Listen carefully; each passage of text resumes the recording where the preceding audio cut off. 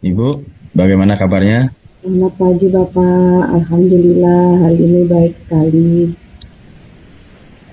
Mungkin kita langsung saja mungkin santai saja Bu ya. Kita Ini sharing, tanya jawab, itu. Nah, uh, mungkin uh, saya konfirmasi terkait dengan adanya ini bahwa sebelum kita mulai, bagaimana perasaan Ibu menjelang sesi perjalanan kucing ini, Bu? Apakah ada hal yang khusus yang ingin Ibu diskusikan terkait dengan kucing ini, Bu? sebenarnya ada hal yang ingin saya bicarakan Pak. Saya ini setelah merefleksikan kegiatan pembelajaran selama 1 semester ini ya Pak ya, banyak sekali hal-hal yang ingin saya lebih tingkatkan dari apa yang sudah saya laksanakan di semester ini gitu. Kebetulan ini sudah akhir semester juga Pak ya. Yang pertama itu adalah saya ingin meningkatkan keaktifan siswa dalam mengikuti pembelajaran di kelas gitu Pak. Seperti kita tahu kalau sebenarnya anak-anak itu sudah ya 80% ya mengikuti, cuman ada di kelas C dan kelas D gitu yang saya ajar itu siswanya kurang aktif gitu dalam mengikuti pembelajaran gitu, seperti itu. Jadi saya ingin meningkatkan bagaimana dua kelas tersebut itu bisa lebih aktif lagi dalam mengikuti pembelajaran seperti itu Pak. Itu kelas-kelas yang lainnya. Oke, Bu, itu sangat bagus sekali ya, sangat baik sekali terkait dengan peningkatan pembelajaran yang aktif terkait dengan peserta didik. Nah, tentunya saya menghargai tujuan Ibu seperti apa yang Ibu bilang tadi. Sekarang mari kita diskusikan, Bu, terkait dengan pembelajaran yang aktif itu. Untuk bagaimana kita caranya mencari solusi ke jalan keluar. Nah, apakah ada hal yang khusus yang ingin Ibu bahas dan yang ingin Ibu terapkan terkait dengan pembelajaran aktif itu di kelas maupun di sekolah? Begini Pak, pada semester lalu yang sudah melaksanakan pembelajaran berdiferensiasi Pak nih. Jadi sebelum pembelajaran berdiferensiasi itu saya sudah melakukan assessment diagnostik sederhana mungkin dengan menggunakan lembar assessment itu. Misalnya saya tanyakan apa kegemarannya, kalian belajar sukanya dengan apa, seperti itu. Dan anak sudah menjelaskan, serta saya juga sudah mengelompokkan atau mengelompokkan murid-murid itu berdasarkan gaya belajar dari murid. Namun di sini saya bilang anak-anak kurang aktif itu beginian. Jadi beberapa murid itu yang sudah saya kelompokkan itu berdasarkan gaya belajarnya itu mereka itu aktif, tapi aktif yang tidak sesuai dengan tujuan pembelajaran yang kita inginkan seperti itu Pak. Jadi lain-lain ya yang saya lihat ya, saya observasi di kelas itu anak-anak itu lain-lain gitu, lain-lain dalam arti disuruh mengerjakan LKPD targetnya selesai dengan LKPD itu ternyata tidak selesai dia dalam satu kali pertemuan itu tidak selesai gitu. Kemudian banyak aktivitas yang lain yang ia lakukan seperti apa kemarin tuh ngerotin bambu-bambu itu stick gitu main stick, padahal sudah sesuai dengan misalnya dia kinestetik gitu, sudah saya sesuaikan dengan gaya belajarnya itu kinestetik gitu. Tapi LKPD-nya itu tidak selesai dia dikerjakan sebagian tapi nggak selesai dengan yang ingin dicapai gitu, jadinya malah banyak kegiatan lain yang dia lakukan gitu. Nah itu di kelas C dengan kelas D di sana banyak Pak. Jadi sehingga saya ingin bagaimana anak-anak itu bisa fokus sesuai dengan tujuan pembelajaran yang diharapkan. seperti itu, Pak. Ya, terima kasih Bu. Itu sangat luar biasa ya. Itu adalah ada juga yang di dalam diri saya terkait dengan adanya itu, bahwa bagaimana caranya siswa biar semua siswa itu bisa aktif dan belajar seperti yang belajar maksimal terkait dengan pembelajaran yang di sekolah. Itu sangat luar biasa. Nah, sekarang adakah caranya Ibu dan tujuan nanti Ibu untuk mengaktifkan program ini terkait dengan adanya kita coaching sekarang ini, gitu? Apa ya, mungkin nanti akan masukkan lagi ya. Yang pertama, mungkin kemungkinan saya ingin itu melakukan pendekatan secara personal kepada murid. Pendekatan secara personal itu artinya kita ingin melakukan restitusi dari murid tersebut gitu ya. Kira-kira kenapa kok kalau diajar itu selain kok lain-lain gitu aktivitasnya gitu, tidak fokus kepada tujuan pembelajaran yang diharapkan. Jadi saya ingin yang pertama melakukan restitusi dulu, diskusi, kemudian saya juga setelah melakukan restitusi, dari hasil itu nanti direfleksikan kira-kira apa yang kurang dari pembelajaran yang saya laksanakan. Mungkin medianya yang kurang menarik, atau terlalu sulit, istilah-istilahnya terlalu sulit gitu, sehingga kurang bisa dipahami oleh murid gitu. Kemudian juga saya ingin lihat dia itu bisa menghasilkan produk sendiri. Kadang-kadang anak-anak itu kalau di belajar kelompok gitu, dari 4-5 orang, yang 3 aktif, yang 2 lain-lain. Seperti itu, Pak.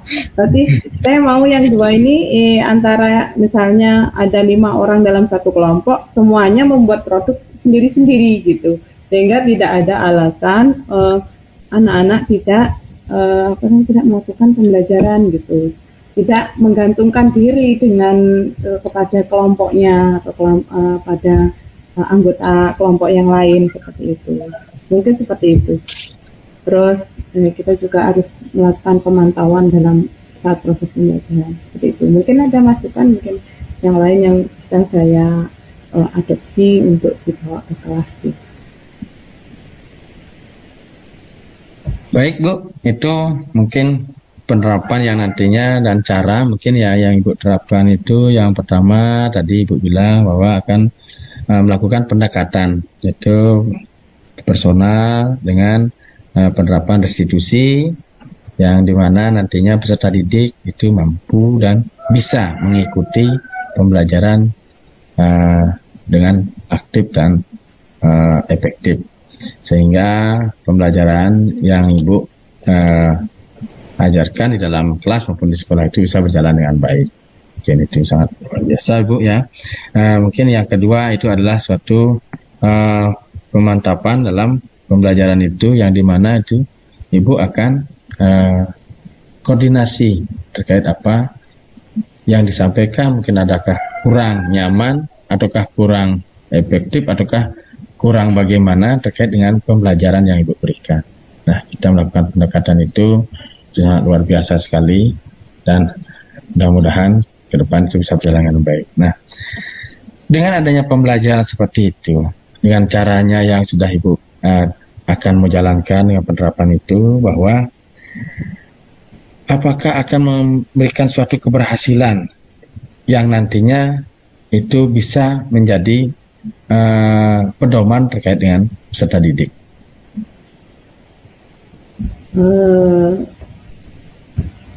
Walaupun ya ini masih mencoba gitu Pak ya, mencoba kira-kira cara ini efektif enggak dilaksanakan di kelas. Dan tentunya saya berharap ini, karena yang pertama kita sudah melakukan pendekatan personal, kan otomatis kita upayakan murid itu supaya terbuka untuk menerima masukan. Kemudian yang kedua itu proses dalam pembelajaran gitu, dengan menghasilkan produk gitu. Itu saya kira ya kemungkinan akan lebih mengaktifkan murid, karena saya berpikir setiap murid harus memiliki tanggung jawab belajarnya sendiri, seperti itu Pak. Jadi ingin ia juga memiliki tanggung jawab belajarnya sendiri. Jadi tidak hanya dia menggantungkan diri pada orang lain, tapi dia mempunyai tanggung jawab sendiri terhadap hasil belajarnya sendiri. Itu target yang ingin saya capai. Jadi sebenarnya tidak banyak itu siswanya. Mungkin dalam satu kelas itu ada 6 atau 7 orang yang seperti itu, sehingga 6 dan 7 orang ini supaya tidak ada aktivitas lain dan ia bisa terlibat secara aktif dalam pembelajaran. Itu yang saya inginkan. Jadi ada perubahan sikap di sana dari murid-murid yang tidak aktif menjadi lebih aktif dan memiliki tanggung jawab dalam menyelesaikan tugas yang diberikan. Itu targetnya. Oke, itu baik sekali Bu ya, yaitu dengan kesadaran dengan penuh rasa tanggung jawab yang akan nantinya dimunculkan oleh peserta didik. Nah, dengan hasil begitu, dengan hasil yang seperti itu, bahwa ukuran keberhasilan yang ingin Ibu capai terkait dengan kita melaksanakan coaching sekarang ini, itu mungkin levelnya berapa ataukah seperti apa Ibu? Mungkin kalau kemarin di level 6, saya ingin tingkatkan lah ke level 8 gitu. Jadi dari 6 sampai 7 siswa yang kurang aktif itu menjadi ya 2 atau 3 siswa yang kurang aktif gitu. Atau kalau bisa semua aktif gitu. Jadi mereka memiliki kesadaran dan tanggung jawab sendiri gitu. Itu yang ingin tingkatkan. Kemudian tentunya juga ketika kita karena tanggung jawab itu adalah sebuah sikap gitu Pak Nis, dia juga akan membuat lembar observasi atas lembar observasi sikap ya, sehingga apa yang saya sudah berikan tadi itu terukur gitu. Nih. Oke Ibu, itu sangat luar biasa ya, dari 6 menjadi 8 itu sudah luar biasa sekali, dan mudah-mudahan kedepannya berjalan dengan keinginan itu. Nah, dengan adanya itu mungkin hambatan-hambatan yang mengganjal, yang mungkin terkait di dalam diri Ibu sendiri, atau mungkin terkait yang ada di dalam siswa sendiri, mungkin apakah itu akan berjalan dengan baik atau belum? Hambatan yang mungkin akan saya rasakan itu adalah mungkin saya harus lebih kreatif mungkin ya untuk menyusun media yang bagaimana yang bisa mengaktifkan murid tersebut. Itu tantangan sih, bukan hambatan ya. Menurut saya itu adalah sebuah tantangan membuat media itu, karena membuat media itu perlu satu kreativitas, yang kedua itu mungkin menggunakan teknologi, yaitu teknologi dalam pembelajaran seperti itu. Itu mungkin tantangan yang akan saya ke depan itu akan menjadi hal yang harus saya pelajari kembali gitu, terkait dengan hal yang ingin saya tingkatkan tadi. Itu jadi saya harus lebih banyak belajar lagi tentang teknik-teknik pembelajaran, pembuatan media, kemudian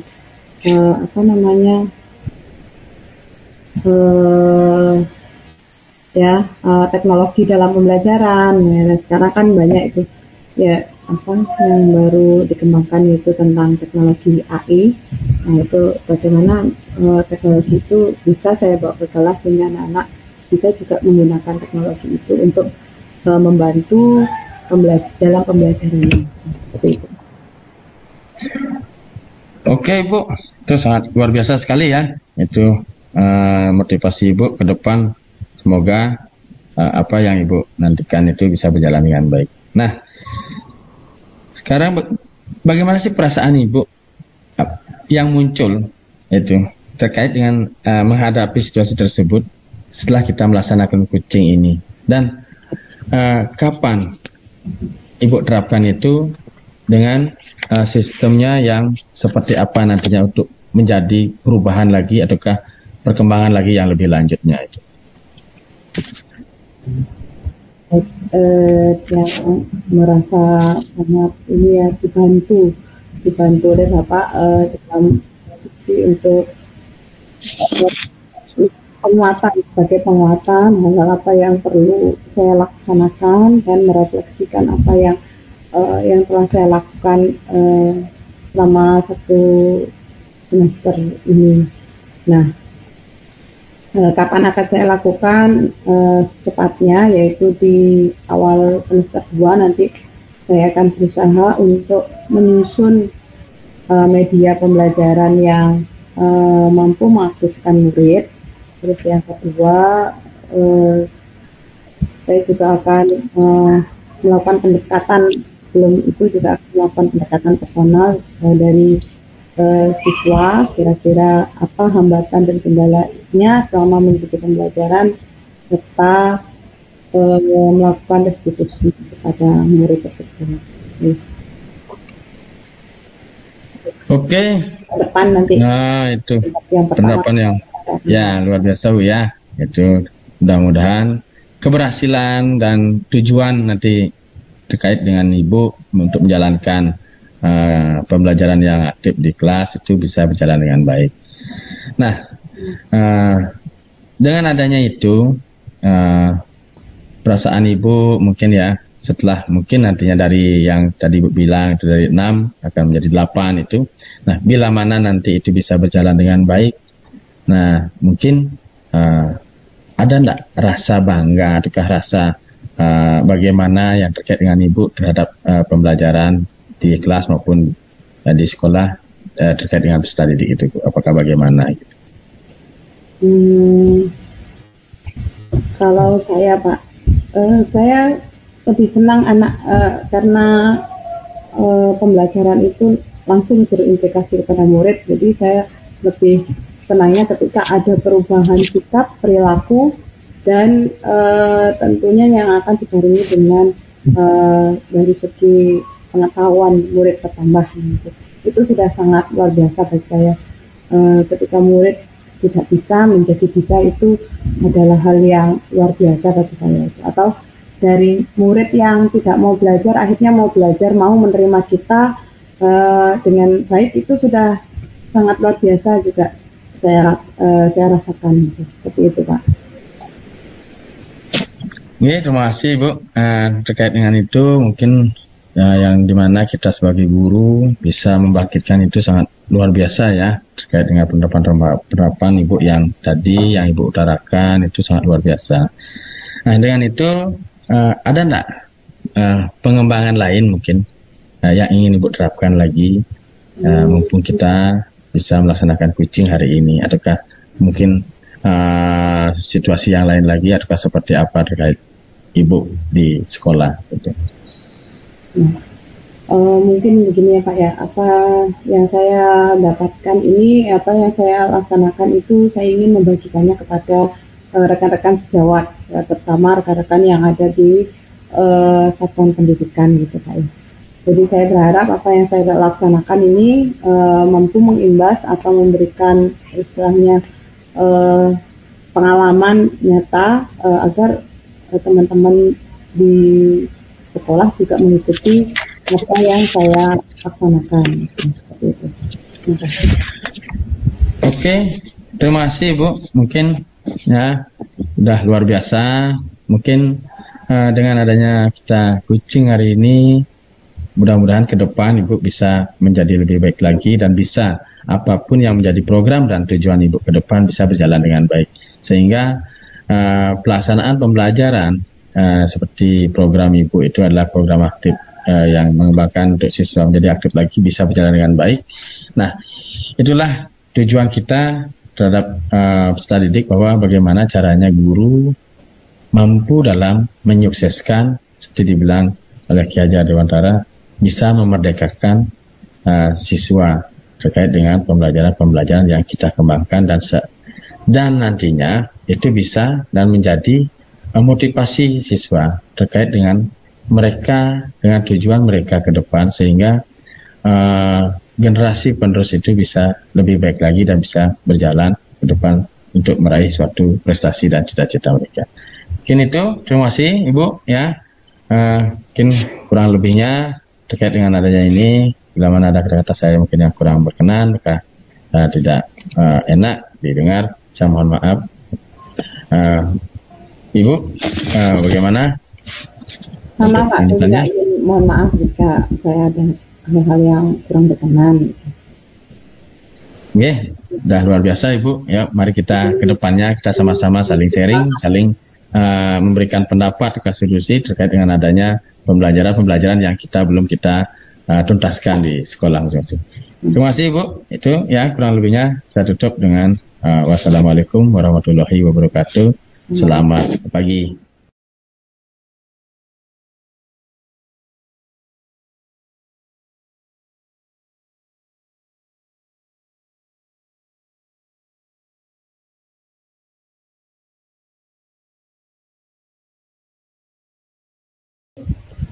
Selamat pagi, Ibu. Gimana kabarnya? Ya, sehat. Ibu, bagaimana, Bu? Alhamdulillah sehat.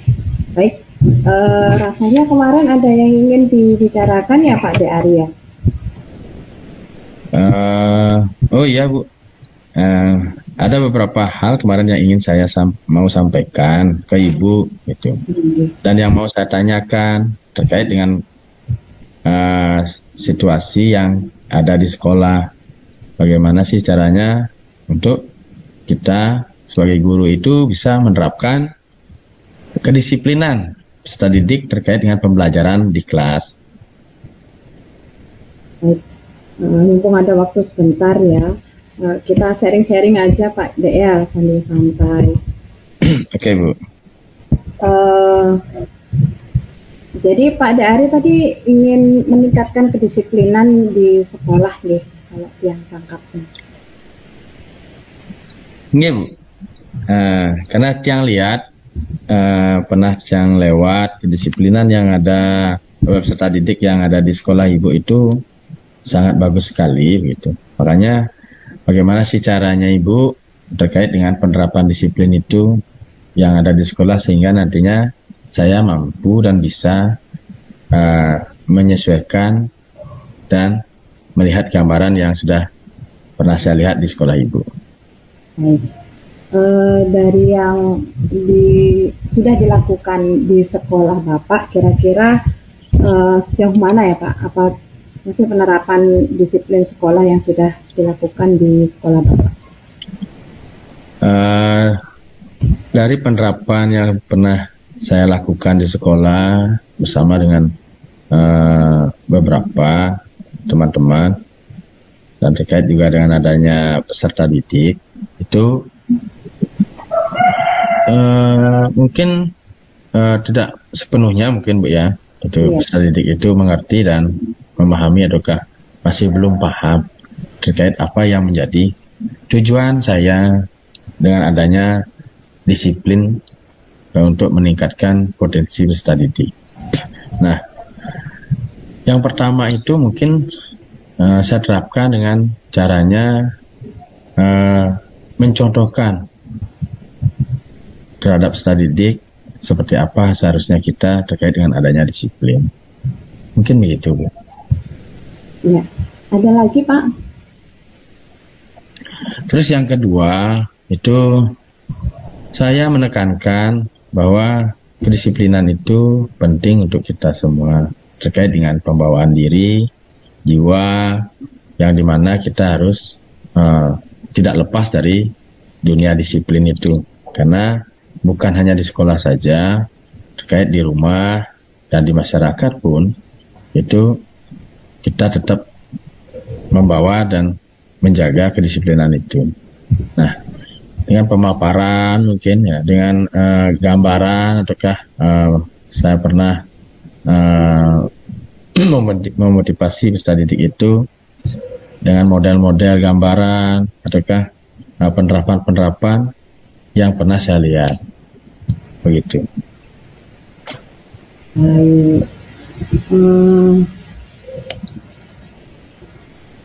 Kemudian kira-kira Pak, setelah ini gambaran apa yang gambaran ideal atau seperti apa sih sebenarnya yang Bapak inginkan dari kondisi kedisiplinan di sekolah Bapak itu seperti apa? Inginnya itu seperti apa? Terkait dengan kondisi ideal itu, bahwa yang pernah saya lihat sepintas itu dari sekolah ibu ya, itu bahwa ada sistem-sistem yang ataukah penerapan-penerapan yang sudah melekat di diri siswa sendiri. Itu seperti apa dan bagaimana mungkin dari penerapan siswa itu untuk memotivasi dirinya bahwa disiplin itu sangat berguna sekali untuk mereka. Nah, maka dari itu hanya sepintas lalu yang pernah saya lihat bahwa seperti ini caranya ibu dalam penerapan disiplin itu di sekolah. Makanya dari gambaran itu, saya akan saya mencoba dan mudah-mudahan itu berhasil. Di sekolah saya akan saya terapkan seperti itu. Dengan mungkin kita memberikan suatu kesepakatan terkait dengan adanya datang mungkin sebelum jam pelajaran dimulai, sebelum jam bel berbunyi pertama di pagi hari itu. Terus kita juga melaksanakan penerapan disiplin itu dengan mengecek teman-teman yang ada di kelas ataukah di sekolah bahwa kita saling mengingatkan dan saling memberikan contoh terkait dengan adanya kedisiplinan itu. Mungkin begitu. Mungkin saling sharing saja nih Pak. Tadi gambaran idealnya itu seperti sekolah saya gitu. Nah, di sekolah kami itu memang yang pertama itu adalah kesepakatan. Memang kami kesepakatan yang pertama dari siswa, kemudian guru juga. Dari siswa kita sepakat 6.30 itu sudah ada di sekolah. Seandainya nanti lebih dari 6.30 ada konsekuensi yang harus dilakukan oleh siswa tersebut. Memang berat awalnya, tapi kalau sudah terbiasa kita biasakan seperti itu, lama-lama anak-anak mau untuk menepati apa yang sudah dijadikan kesepakatan bersama. Itu yang pertama. Terus yang kedua, kita juga mensosialisasikan kepada wali murid Pak. Wali murid kita ajak untuk begini loh Bu, kesepakatan yang dibuat dengan siswa, dengan seluruh anggota warga sekolah. Nah, jadi dimohonkan kepada orang tua untuk istilahnya mendukung apa yang sekolah sudah programkan tadi. Nah, jadi kita selain melibatkan siswa, melibatkan juga orang tua, wali murid sebagai faktor pendukung keberhasilan dari sebuah program. Seperti itu Pak. Jadi mungkin sama juga yang ada di sekolahnya Pak Kadi juga ya, akan seperti itu juga. Kemudian kalau seandainya diukur sekarang itu kira-kira posisi atau tingkat kedisiplinan di sekolah Bapak itu seperti apa?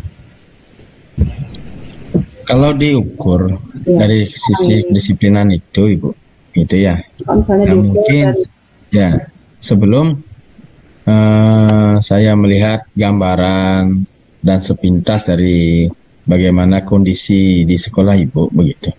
Nah, mungkin skalanya itu mungkin di sekolah saya itu mungkin jauh di bawah ya, gitu. Jauh di bawah. Nah, dengan adanya itu, makanya saya ingin menerapkan seperti apa sih dan bagaimana sih caranya. Dan biar bisa nanti skala itu ukuran dari penerapan disiplin itu biar bisa meningkat gitu. Setidaknya dari yang saya ibaratkan itu yang kemarin, yang dulu itu dari yang 5 itu setidaknya bertambah sedikit lah menjadi 6 ataukah 7. Saya belum minta ke semuanya ataukah ke 10 gitu. Setidaknya ada perubahan dan gambaran sedikit bahwa seperti ini yang harus saya terapkan. Nah, maka dari itu dengan adanya itu bahwa saya ingin dan berupaya bahwa bagaimana caranya itu untuk bisa dan mampu menerapkan itu. Setidaknya menjadi 7. Dan syukur alhamdulillah ya, saya mampu untuk menerapkan itu menjadi ke-7. Nah, sampai sekarang ini mudah-mudahan itu akan bisa meningkat lagi untuk kedepannya gitu. Nah, itu luar biasa itu Pak ya, luar biasa sekali. Nah, kira-kira ketika Bapak ingin meningkatkan itu, gitu, apa kira-kira hal yang pertama yang Bapak ingin lakukan seperti itu? Kita saling sharing. Yang pertama ya terkait dengan pengalaman gambaran kali ini itu dari beberapa sekolah dan dari gambaran dari sekolah ibu juga bahwa saya ingin yang pertama itu kan kesepakatan. Setelah itu saya akan dari beberapa guru yang piket pada hari itu, saya koordinasi dengan beberapa teman-teman untuk mengecek dan mencatat begitu. Tujuan saya bahwa kedisiplinan itu akan saya lombakan. Bahwa misalkan di akhir bulan kelas mana ataukah peserta didik kelas berapa itu yang sering melaksanakan contohnya terlambat masuk ataukah dia disiplin di kelasnya itu berbeda, itu yang saya terapkan. Nah, sehingga kedepannya itu nanti bisa dibicarakan dan bisa dikonfirmasikan bahwa bagaimana caranya kita untuk mengoptimalkan kedisiplinan itu biar bisa berjalan dengan baik. Mungkin itu yang saya terapkan ke depan. Gitu. Iya, luar biasa sekali Pak. Begini Pak, tadi kan yang pertama dengan kesepakatan, oke. Yang kedua itu dengan koordinasi dengan adanya lomba gitu Pak ya. Kalau seandainya saya memberi dengan lomba gitu Pak ya, kira-kira ada enggak ketika kita melakukan lomba itu ada enggak hambatan, misalnya ada pihak-pihak yang tidak mendukung, pihak yang mendukung dari apa yang sudah Bapak laksanakan tadi. Yang namanya, mohon maaf juga Bu ya, yang namanya kita untuk membuat suatu program ataukah suatu penerapan untuk yang menjadi lebih baik lagi pasti ada hambatannya Bu. Tidak semata-mata kita perjalanan itu mulus ke depan, tapi hambatan dan rintangan-rintangan itu sebelumnya itu kita konfirmasikan terlebih dahulu terkait dengan adanya mungkin siswa, kita konfirmasikan, kita beritahukan, dan setelah itu kita konfirmasi dan koordinasi juga terhadap wali kelas dan wali muridnya sendiri bahwa kita akan menerapkan penerapan yang seperti ini dengan tujuan bahwa kedisiplinan itu sangat menentukan jiwa mental untuk peserta didik untuk kedepannya nanti. Mungkin begitu, Bu. Baik. Yang pertama itu Bapak akan melakukan koordinasi dengan wali, bukan ya? Benar ya? Kemudian yang kedua ya, akan mensosialisasikan program. Gitu.